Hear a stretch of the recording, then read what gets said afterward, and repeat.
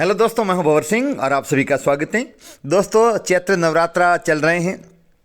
जगह जगह नव दुर्गा के विभिन्न रूपों के देवी के मंदिर में दर्शन करने के लिए भक्तों का तांता लगा हुआ है। वैसे तो दोस्तों भारत में अनेक मंदिर है देवी देवताओं के, और नव दुर्गा के विभिन्न रूपों के बड़े बड़े ऐतिहासिक पौराणिक धार्मिक महत्व के मंदिर है जहां पर लोग दर्शन करने के लिए आते हैं। लेकिन क्या दोस्तों आप जानते हैं हिंदुओं का सबसे बड़ा शक्तिपीठ कौन सा है? 51 शक्तिपीठों में से सबसे बड़ा शक्तिपीठ कौन सा है, वो कहाँ पर स्थित है? जी हाँ दोस्तों, तो ये संपूर्ण जानकारी मैं आज आपको उपलब्ध करवाऊंगा। मैं हूं भंवर सिंह, आप सभी का स्वागत है। आप चैनल से जुड़े रहें, पूरा वीडियो देखें। दोस्तों, हिंदुओं का सबसे बड़ा शक्तिपीठ है वो हिंगलाज मंदिर है जो पाकिस्तान में आया हुआ है। आप देख रहे हैं ये मूर्ति, ये हिंगलाज माँ की शक्तिपीठ की मूर्ति है।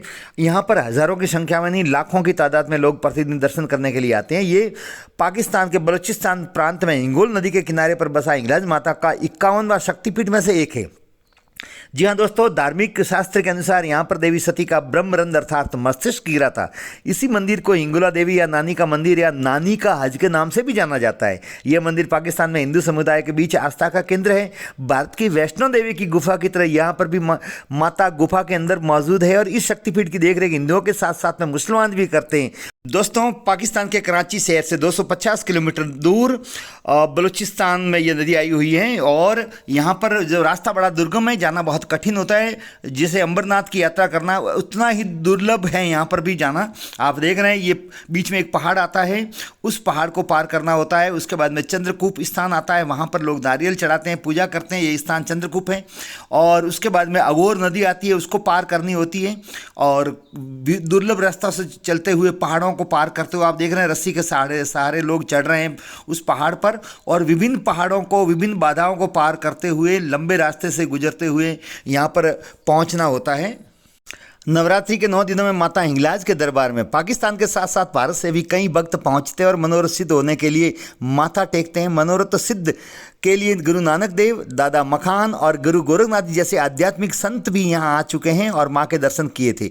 भारत के पूर्व प्रधानमंत्री राजीव गांधी ने भी यहाँ आकर के दर्शन किए थे माता के। ये बहुत ही प्राचीन और ऐतिहासिक मंदिर है। कहा जाता है कि परशुराम जी ने 21 बार क्षत्रियों का अंत किया था। ऐसे में बचे हुए क्षत्रिय माँ हिंगलाज की शरण में गए और अपनी रक्षा के लिए अभयदान लिया। तब माता ने क्षत्रियों को ब्रह्म क्षत्रिय बना दिया। मान्यता ये भी है कि रावण के वध के बाद ब्रह्म हत्या के पाप से मुक्ति के लिए भगवान राम ने भी माता हिंगलाज की यात्रा का दर्शन किए थे। साथ ही उन्होंने यहाँ पर एक यज्ञ भी किया था। धार्मिक मान्यता के अनुसार हिंगलाज माता के दरबार में जो भी भक्त शीश नवाते हैं उससे पूर्व जन्म के कष्टों को नहीं भोगना पड़ता है। ऊंची पहाड़ी पर आप देख रहे हैं माँ हिंगलाज की गुफा के अंदर दरबार लगा हुआ है, और भगवान शिव यहाँ पर भीमलोचन भैरव रूप में प्रतिष्ठित है। मंदिर के परिसर में भगवान गणेश, कालिका माता की प्रतिमा लगी हुई है। मंदिर के साथ ही गुरु गोरखनाथ का चश्मा भी यहाँ पर है। मान्यता है कि माता हिंगलाज देवी यहाँ पर हर रोज़ सुबह स्नान करने के लिए आती हैं। सामने एक नदी भी बह रही है, और प्रतिदिन यहाँ पर पूजा अर्चना होती है। भक्तों का तांता लगा रहता है। बलूचिस्तान के मुसलमान हिंगलाज माता को नानी कह करके बुलाते हैं, और उनको लाल कपड़ा, अगरबत्ती, मोमबत्ती, इत्र, फलूल चढ़ाते हैं। यहाँ पर हिंदू और मुसलमानों का संयुक्त तीर्थ है। हिंगलाज माता चारण वंश के लोगों की कुल देवी भी मानी जाती है, और आवड़ जी उन्हीं के ही अवतार माने जाते हैं।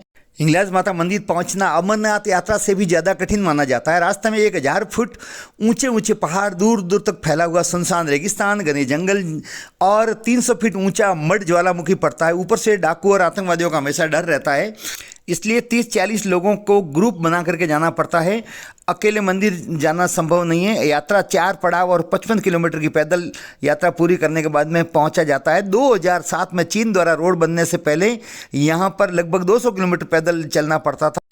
यहाँ पर दोस्तों नवरात्रि में मेला सा लगा रहता है, और ये आप देख रहे हैं प्राचीन गुफा है, उसी में विराजमान है। और बारिश के दिनों में यहाँ पर इस प्रकार का नज़ारा देखने को मिलता है। हालांकि यहाँ पर अंगुल नदी 12 महीने बहती है। और ये जो दुर्लभ चित्र है, ये जसवंत सिंह जी के नेतृत्व में 2009 में जो दर्शन करने के लिए राजस्थान का दल गया था हिंगलाज माता का, और ओमकार सिंह जी लखावत के नेतृत्व में बाद में गए। ये जो दुर्लभ फोटो वहीं के हैं। ये कराची के तत्कालीन मुख्यमंत्री ने उनका स्वागत किया था।